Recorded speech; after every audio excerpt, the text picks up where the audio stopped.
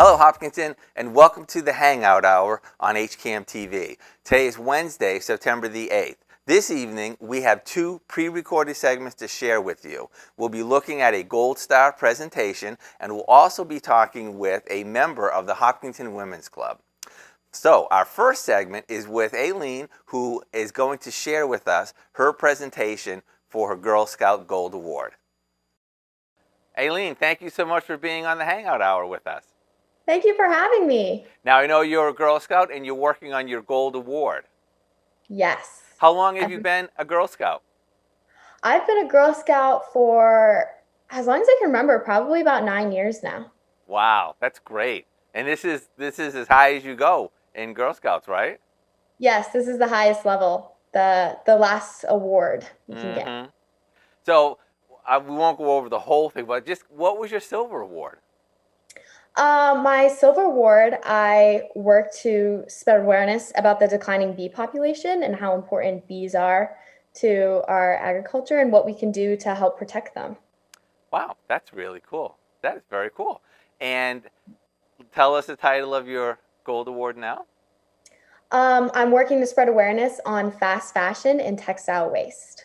Now, how did you happen upon that topic?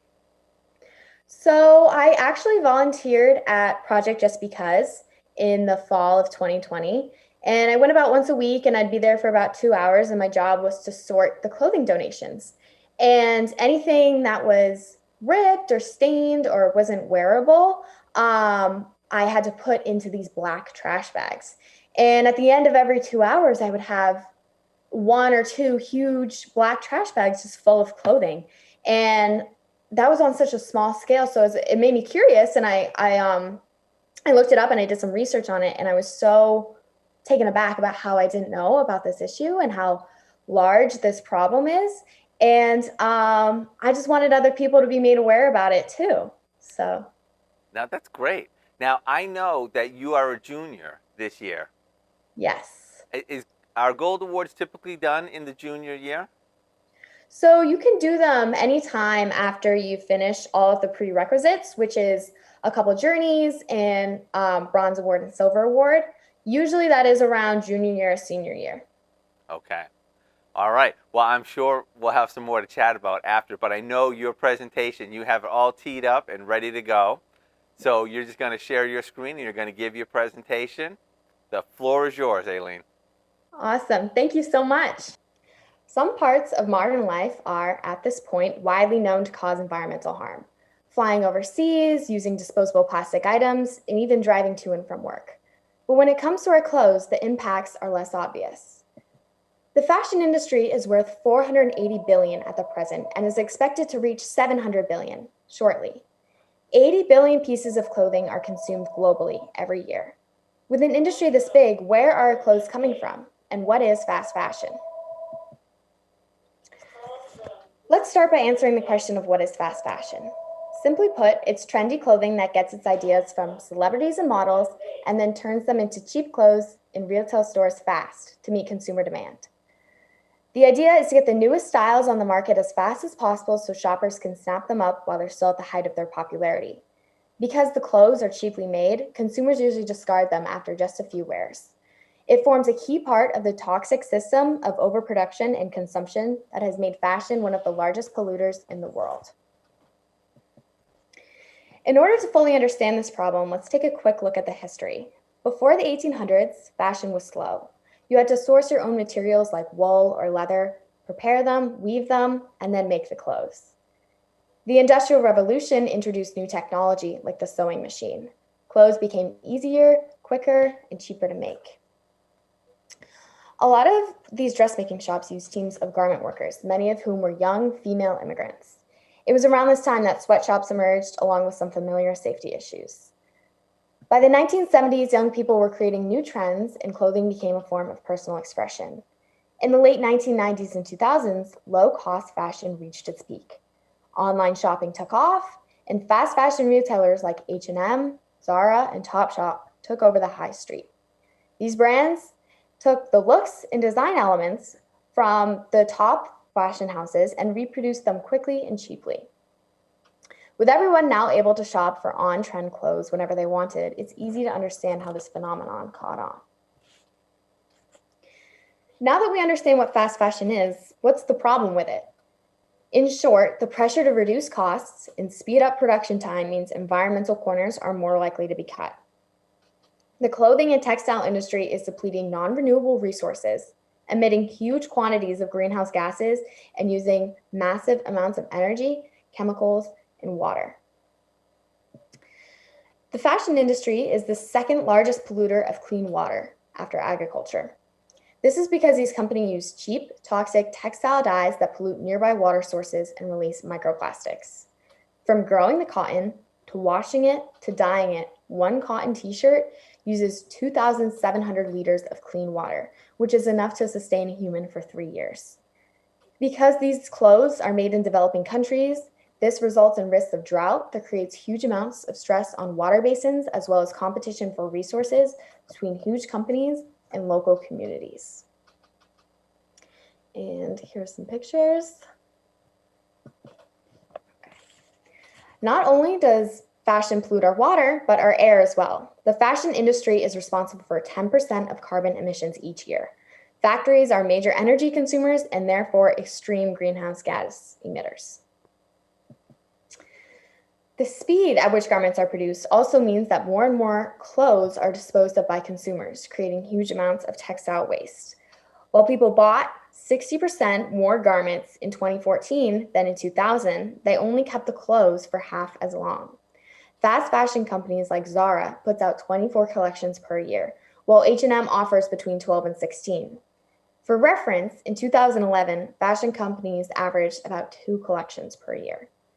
The US alone sends about 21 billion pounds of textile waste to landfills every year, and sadly, only 10 to 15% of donated clothing actually ends up in the secondhand market, which means in total, up to 85% of donated textiles go to landfills every year. That's a picture of the landfill. Lastly, this issue is harmful from a social perspective as well. Garment workers have been found to work in dangerous environments for low wages and without basic human rights. According to a 2016 Oxfam report, more than 60 million people work in the garment industry to fuel fast fashion. And more than 80% of these workers are women, often young and from poor rural backgrounds. The pollution affects nearby communities as well. Further down the supply chain, there are farmers who may work with toxic chemicals that can have devastating impacts on their physical health. Here's a picture of the sweatshops. Okay, that was a lot of information, and I remember the feeling when I first heard those statistics for the first time. I knew I needed to make a change, and I wanted to help. Okay. So the best thing you can do is not shop fast fashion and not support these companies. Here are the most common characteristics to identify a fast fashion brand. They all use cheap, low-quality materials where clothes can degrade after just a few wears to the point where you have to throw them away. Secondly, if they have a limited supply of a certain garment, this is a strategy a lot of these companies will use to get you to buy more. With new stock arriving every few days, shoppers know if they don't buy something that they'll probably miss their chance. A lot of these stores have thousands of styles which touch on all of the latest trends. They have extremely short turnaround time between when a trend or garment is seen on a catwalk or in celebrity media versus when it hits the shelves. That's not saying if a store is trendy that it's fast fashion, but just to be conscientious of all these factors before shopping. Some other characteristics which may be hard to spot without further research is use of offshore manufacturing, because that's where labor is the cheapest. Companies with use of workers on low wages without adequate rights or safety. Usually, a company's transparency is revealing to their values. Some easy fast fashion stores to remember are Uniqlo, Topshop, Zara, H&M, Misguided, Forever 21, Zaful, and Fashion Nova. There's more we can do than just avoiding these stores. Here are some other things you can do to help limit textile waste. The first step is shopping smart. The best materials are recycled, so nylon, polyester, cotton, and wool. Also at the top of the list are organic materials, especially linen and hemp. Cotton works as well. Um, New popular fibers are tencel, which is created from wood, and monocell, which is created from bamboo. It's important. I bring this up just because it's important to know the materials because now there's so many brands bringing out eco or conscious lines. So it can be hard to separate from brands who have sustainability at the heart of their business or if it's just a marketing sideline. And again, don't buy fast fashion on the premise that you'll donate it later. Of course, do donate items that you have loved and outgrown, but don't buy any item that you're unsure about. Thinking if you give it to or you donate it later, it's not so bad. This mindset is part of the reason 73% of the 53 million tons of fibers used to make clothes and textiles are burnt every single year. A great trick is to take the 30-day wear pledge. Before you buy something, ask yourself, will I wear it a minimum of 30 times? I've been doing this since I found out, and you may be surprised at how often the answer is no, but the answer is yes, buy it and enjoy it. Instead, shop in charity shops or thrift stores and vintage shops. Stats from the Charity Retail Association show charity shops are able to reuse or recycle more than 9% of donated clothing. Plus, secondhand shops are significantly more budget friendly than buying new. And also, getting involved in clothing swaps with friends or family is a great way to make sure your clothes aren't going in the landfill. Depop and Poshmark are both online stores that you can buy and sell secondhand clothing. One last thing I wanted to touch upon is this consumer mindset we've kind of spiraled ourselves into. And I think this is a really complex issue and it has a ton of factors, but I think at the root of it is this kind of throwaway culture that has been developed over the past decade or so. And I think my generation in particular has been most impacted by this just from social media because fast fashion makes us believe that we need to shop more to stay on top of trends. And these stores and these companies, they want us to have this constant sense of need because that's how we buy more. And in the end, it honestly just leads to dissatisfaction because someone's always going to have more than you. So I wanted to conclude this meeting or this presentation by saying that despite what social media says, it's important to wear what makes you feel comfortable and happy. Well, Aileen, that was really, really interesting. Thank you. So I had a couple questions to follow up with that. Yeah. This is your gold award, and this is what you created for that. What are you doing with this presentation? So I went to the farmer's market and I handed out over 50 plus informational pamphlets talking with members of the community about this issue. I'm also in contact with an HHS teacher who's the teacher for textile and design class, and I'm hoping to incorporate this into the curriculum somehow to make a sustainable impact. I'm also working with the Environmental Awareness Club at Hopkinton High School to organize a clothing swap for members of the club or people at school.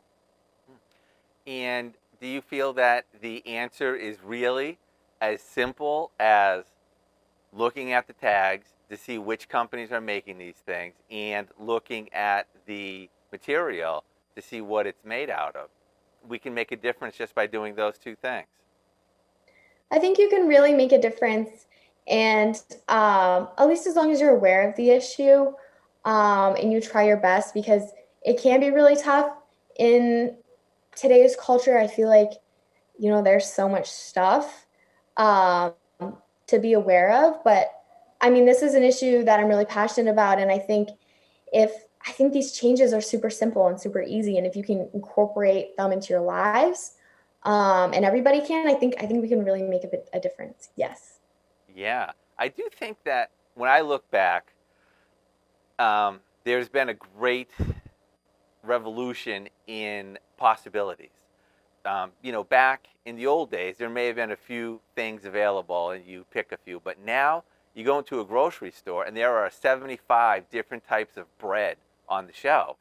And fashion and the clothes that we wear there's just such a greater variety. And I can see, I can see from you saying there's one company that's coming out with 24 lines a year.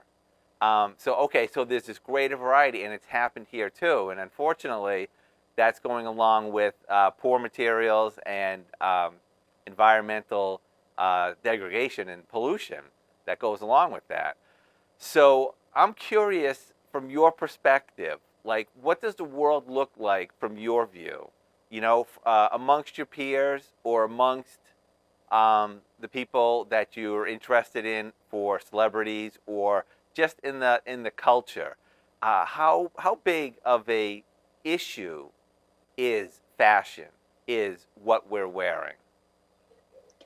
I think definitely it's a huge issue now, but I see it, I mean, it's ever expanding, right? And it's only going to get worse if we're not aware of it and we don't recognize how these companies are manipulating us and trying to get us to buy more and shop more. And honestly, teenagers and young women in particular, young girls, we're their target market, right? To um, kind of feeling insecure or, the model culture, like if I have that, maybe I'll look like that, And I think if you recognize that and you're aware how these companies um, do kind of get into your head to get you to buy more, Yeah.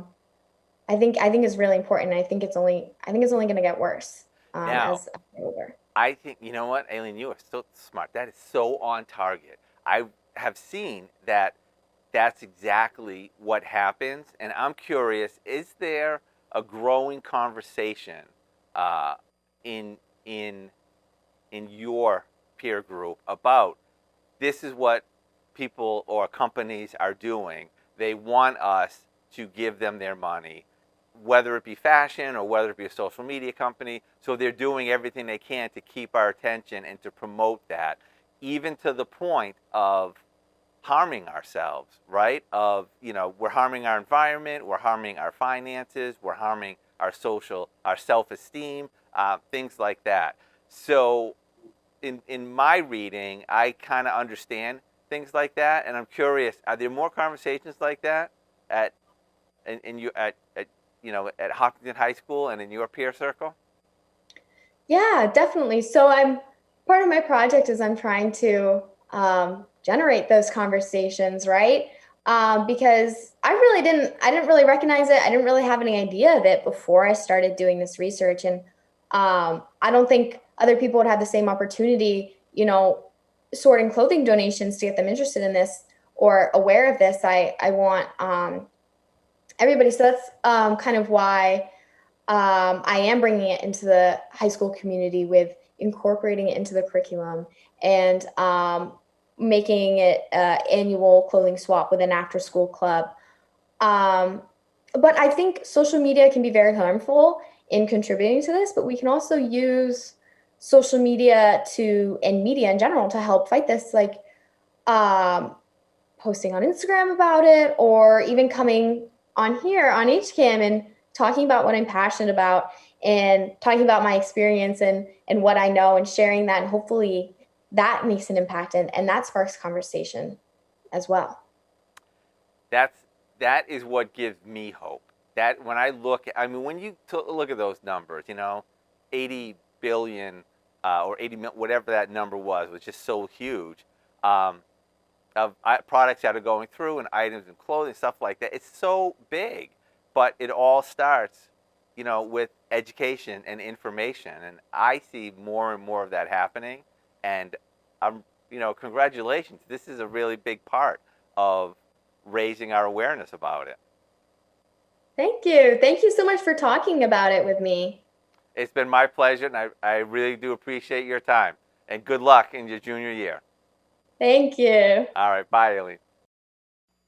Okay, so that was really interesting to do, and I look forward to seeing more and more about her project on our various media. Now, I also sat down with a member of the Hopkinton Women's Club who will be giving a presentation at the library this month, and she has a very fascinating story, so let's check it out. So first off, thanks for taking the time to be here. You're welcome. It's my pleasure. Thank you for having me. All right. Now we're going to talk about the upcoming talk that you have with the Women's Club on the 20th. But before we get to that, Margaret, we want to hear a little bit about you. So who are you? What have you done? And how did you come to Hopkinton? Well, I'll try to give you the condensed version of that. No, it's fascinating. You go right ahead. Well, as you know, my name is Margaret Bauer. I've lived in Hopkinton with my husband for the last 10 years. We moved here in 2011. So we bought a little horse farm, and we have horses and chickens and dogs and cats and a saltwater aquarium. We also have 2 children who are, I call them grown and flown, 26 and 28 years old. Our son is in the U.S. Navy, and our daughter is raising our grandson down in Fall River. Nice. So it's just my husband and I now with all our many animals. Okay. I am semi-retired, looking to retire fully. I spent 22 years as an FBI agent. My last office was the Boston office here. And I was a certified bomb technician. I'm also a certified public accountant, and I was a certified undercover agent. I worked on a lot of different squads, including, let's see, there was white collar crime. I did a lot of bank fraud because my background was in banking. And I did foreign counterintelligence, as well as terrorism, organized crime, and special operations. Okay.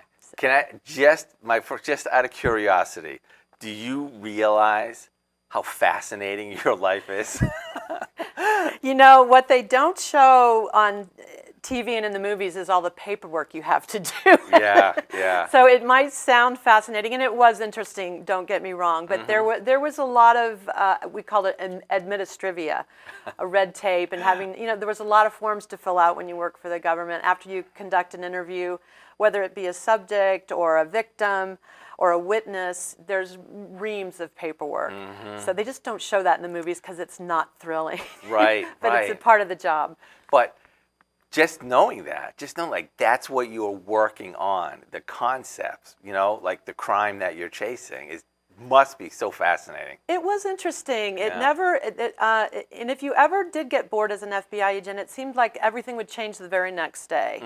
For example, 9/11, whatever all of us were doing in the Boston office on September 10th completely changed the next day. And that happened several times throughout my career, especially as a bomb technician.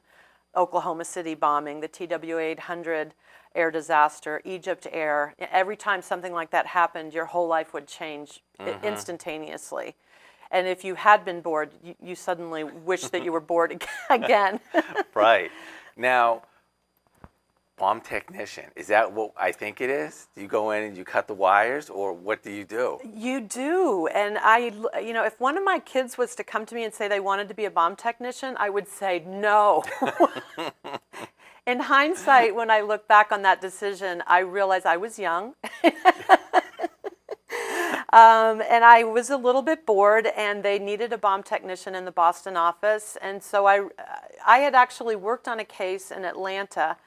I don't know if you recall, there was a case of a serial bomber. He actually killed an appellate court judge and a civil rights attorney. They were mail bombs. Yes. And I went down to Atlanta just as a regular agent, and I worked on the case, and I was fascinated by how the bombs were put together.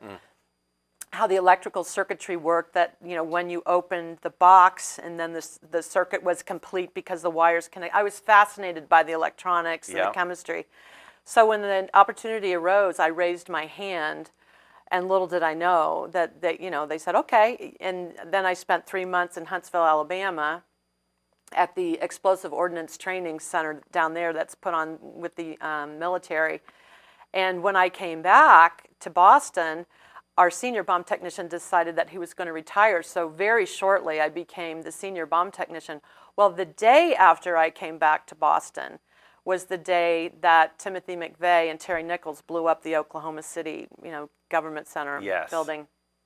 So immediately our phones started ringing off the hook, and I was the one in charge, although I had just graduated bomb school, and I thought, they're looking to me for all these answers, and I just graduated. I was just like a new kid, but I couldn't say. I had to, and I did know what to do. It was just a little intimidating at first. Yeah. And then I grew into it, and then within probably 5 years, as it happens to most bomb technicians, I burnt out. Because it is very stressful, and you see things that kind of what soldiers see. You have to go into the wreckage of things that have exploded, and Yeah. it's kind of difficult work. Yeah. And so a lot of the guys get post-traumatic stress syndrome, and I think I had it as well. But Yeah. so I think it was time to hang that up after a while. But I enjoyed it while I did it. Wow.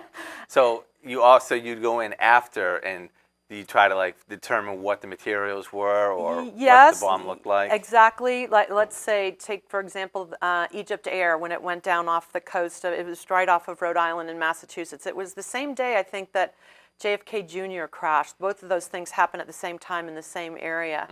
So we went down, and we didn't know what had happened in Egypt Air. So we had a big, huge hangar, and we had boats that were going out and bringing in pieces and parts, and we were trying to put together to determine what happened. And when an airplane hits the water from, say, 30,000 feet, it can look very similar to a bomb going off. So you have to know exactly what to look for to put it back together. So Yeah. I don't even know how that's possible. I've seen pictures of hangars where they just have shreds of metal across the whole floor. I have no idea how any sense could be made out of that. it's messy. It's messy, dirty, smelly, difficult work, mentally difficult, especially when you are dealing with being in the morgues and Yep. pulling pieces and parts to put the scene back together. But it's not impossible. It just takes it's very painstaking. It takes a long time to put an airplane back together. Right. And then to try to figure out, where was there a particular blast site? Is there the pitting and marking that we look for when a bomb explodes, which looks different from the concussion of an airplane hitting the water? It looks different. Okay. So you have to know what you're looking for. Right. And I taught that too. The FBI is responsible for training all state and local bomb squads. At least we were at the time. I think we still are. And so I coordinated throughout New England the bomb squads, the Boston bomb squad, and New Hampshire State Police, and Rhode Island, and Maine, and all. We would get together. I tried to get us together about once a month and talk about what had happened in the last month, and what did we learn from it. What did we learn from Oklahoma City? What did those kids use? How did they use it? What are kids doing now that could be Right. dangerous, or what are they reading on the internet now? So we just tried to get together once a month and make sure that everybody knew, what was the latest thing in explosives. Thankfully, we didn't have a robot in the Boston FBI office because they're very expensive. But now, thankfully, you can do a lot of things remotely that you used to have to do up close and personal when I was a first bomb tech. Yeah. You'd have to put on a suit that weighs about 80 pounds. It's made of Kevlar. It's very heavy. And you'd have to put on a helmet. You'd often, if there was something that might have been a dirty bomb, let's say there's an explosive that's attached to some chemical weapon, you'd have to put on your whole bomb suit and then a level A hazmat suit over that Okay. with your air tanks. And then if your air runs low when you're in this suit, you hear a little alarm going off, and then you have about 5 minutes to get out of all this or suffocate. Right. So I can't believe I did it, honestly. And when I look back, there's a lot of expensive psychotherapy to figure out why I made that decision. But it was interesting and fun. I don't think I would trade it, but I wouldn't do it again. Yeah, yeah. So, you've actually had to approach a bomb and defuse it? I've approached things that people thought were bombs. Okay. That were either ticking or unknown packages. And there's a whole process that you have to go through. You x-ray it first. And if you x-ray it and it has all the things that make a bomb technician nervous, like let's say it has wires and it may have batteries and, then your blood pressure rises a little bit, and then you can either disrupt it with a water cannon, which means you try to shoot a water shot between the wires, and let's say there's a blasting cap in there or some TNT or C5 or something. You have to try to disrupt the bomb in between where the wires are and where the explosive. Okay. So it's a surgical shot. Yeah. And you have to do it based on what you saw in the X-ray. So Yeah. Yes, I had to do that. Wow. Yeah. Now, are they just, I only know what movies do. Are, like, when you are training and you're learning these things, are there a lot of different ways, or are there usually, like, there's one or two styles of the way bombs go, or is it all different? There's not too many different ways to make a bomb safe. I mean, you can disrupt it with a water cannon. You can countercharge it, and you put a little bomb beside it and just blow it up. You don't really want to do that in a city setting too often. Yeah. But there's really not too many choices. Okay. Yeah. All right. Well, we could talk all day on that, but we have to move. That's amazing. Actually, one last question on your career at the FBI. What did you enjoy or value the most of your career at the FBI? Like, what did you really take away as being you were very satisfied that you were a part of, or you appreciated learning, or something like that? That's a good question. I think my answer would be public service. Honestly, it's just dedicating your life, and every police officer, fireman, and government employee out there knows what I'm talking about. It's just satisfying to work in public service. Every teacher knows what I'm talking about. To me, that's just gratifying. Aside from what I used to do in banking, it was gratifying in some levels, in some ways. But I think just providing a service, being in law enforcement and helping keep our community safe was was just gratifying to me. Right. That's you know what? That is a very profound answer. And I say that seriously because today's world can be very superficial and it can be very monetary driven. And to be able to look back and say, the things that give me the most self-satisfaction is public service, is being of use and helpful to the community and to other people. That's an important thing to hold on to. And I think it's really, really major. Thank you. Yeah, I think that's, in answer to your question, that would be the best thing I got out of my 22 years as an FBI agent. Okay. How did you get from there to horses? Oh, I've been riding horses since I was probably 6 or 7 years old. So that I was that long before an FBI agent. Oh, okay. Now I'm just happen to be lucky enough to have them in my backyard. So that's really nice. Yep. And are they other people's horses, or do you own all of them? No, they're my horses, and we just have two. It's not huge, but it's we abut Upton State Forest, so I get to ride every day throughout the woods, and it's really quite lovely. Yeah, that's great. Yeah, Hopkins is a great town. Yep. Now, let's go on to another type of public service. You are involved in the Women's Club. I am. The Hopkinton Women's Club has been such an inspiration to me. I've met so many wonderful people, and I'd like to put a plug in here for the Hopkinton Women's Club. Yes.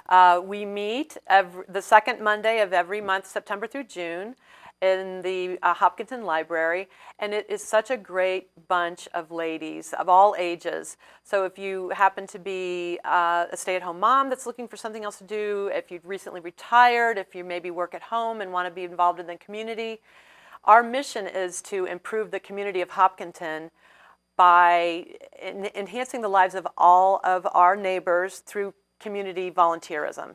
And so that's what we do. We do all sorts of different projects throughout the community, including poly arts. We raise money to give backpacks to the kids in schools. We also do a lot of social things. Every month we have a social activity. Maybe we go to a museum, or we'll go see a film together. It's just a wonderful bunch of ladies that are dedicated to volunteerism, and I've gotten an awful lot out of it. And I would encourage anyone new to the community, including men, if you want to join the Women's Club, we welcome everyone.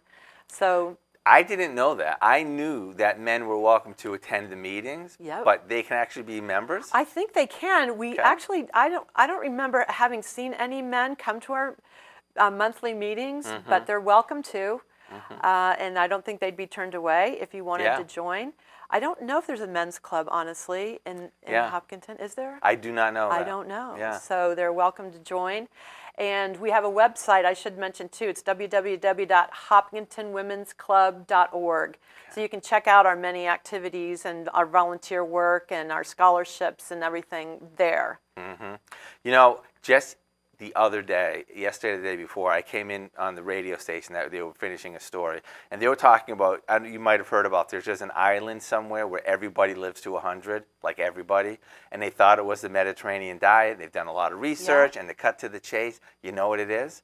It's community connection. Really? Everybody there is involved in their community, and when those people would move to America and end up in New York City, their longevity rates went down. So fascinating. It's community, and this is what you do. Yeah, and you know, I think throughout the pandemic, when everybody was isolated and you know, kind of feeling alone, just still, even though we had our meetings through Zoom during the pandemic, just I think being together and knowing that there was a group of women, and I've made friends through the women's club. I mean, if you're new to town and you have kids that are out of school, which was what happened when we moved here, it's harder to meet people because you're not involved in the school activities. Yep. So just the women's club, immediately you have 30 to 50 friends.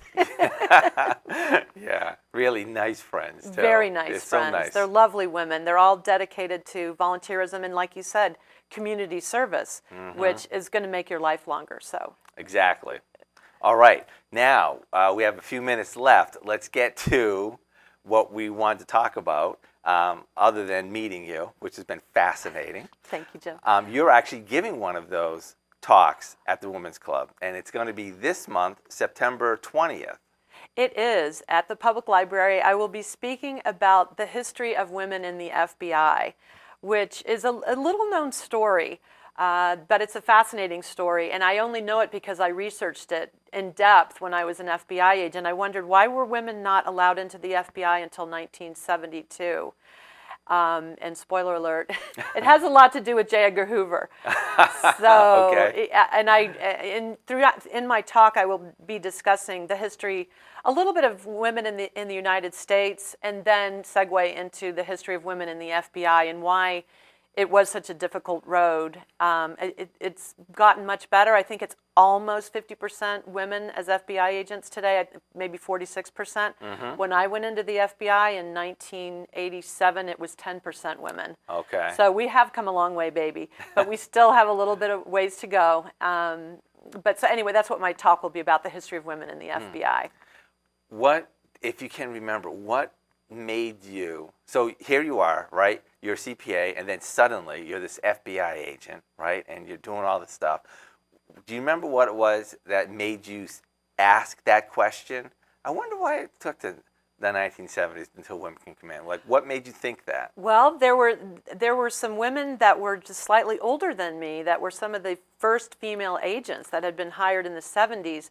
And one of them told me she had applied for a job as an FBI agent in the early 70s, and she got a letter, and she showed me the letter, and it was from J. Edgar Hoover, and it said that we have to maintain our ranks as steadfast and strong, and as such, we're not hiring women for that position because simply you can't handle the work. But we do have secretarial jobs.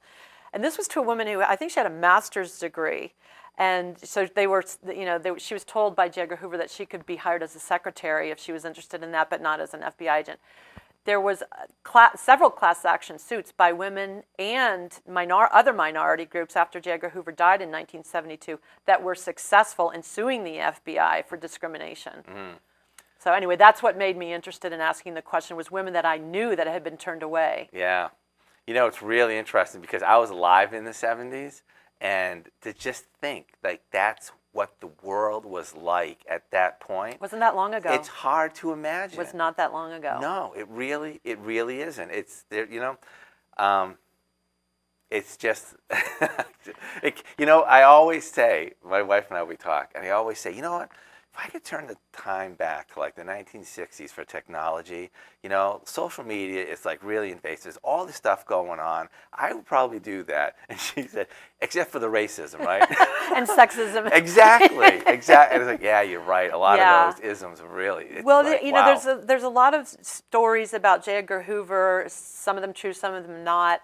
In my talk, I try to stick with just the facts, just the facts, ma'am, as they say in the FBI. So I did really try to stay away from gossip and what might have been, and just tell the facts as recorded in history, and actually recorded in the history of the FBI. It just took me a while to dig through it, to find it, and put it together. So. Right. Fascinating. All right, so September 20th at the public library. 10 a.m. is the beginning of the Women's Club meeting. I think I'll be speaking at probably 11:30 or so. Okay. All right. And if people are interested, you gave the website address. And I did promise Judith that if people are interested in getting involved with the Women's Club, there is an email address, hopwcmembership@gmail.com. So I encourage you, they're very nice people. Send them an email, ask what's up, and see what's going along. I'm assuming, I know that nobody there is going to twist anybody's arm and say, oh, we need somebody. You guys are so active and are doing so many things. We are active, and we're always happy to welcome new members, but there's no pressure if you want to come to a meeting and see what it's like. If you want to join as a member, I think the dues are in the $40 range per year. It's really almost nothing for what we do and what we provide. But so you can just come periodically and show up. You can come to our social activities if you want, or do some of our volunteer work. We welcome anyone that wants to participate in any way, to any extent that they are able to. That's fantastic. And I would just like to say it that, as I often say, Hopkinton is a great place to live, and it's a great place to be. And one of the reasons is people like you, people who get involved in their community. When there was a movie, See a Need, Fill a Need, if you know that reference. And that's what, things like this organization do. So thanks for all the work. Not only have you done serving your country in the FBI, but also serving our community in the Women's Club. Shucks. Thanks, Jim. I appreciate you. All right. Well, I found that very fascinating, and I hope you did too. Our thanks to both participants who were on this episode, and I look forward to seeing more of them on HCAM. I thank you for joining the Hangout Hour. We are live Wednesdays at 7 o'clock, and next week, Mike will be interviewing our new fire chief, Chief Miller. So please come back next week for that. And don't forget to visit the public library on September the 20th to hear Margaret's presentation about women in the FBI. Have a great night, everybody.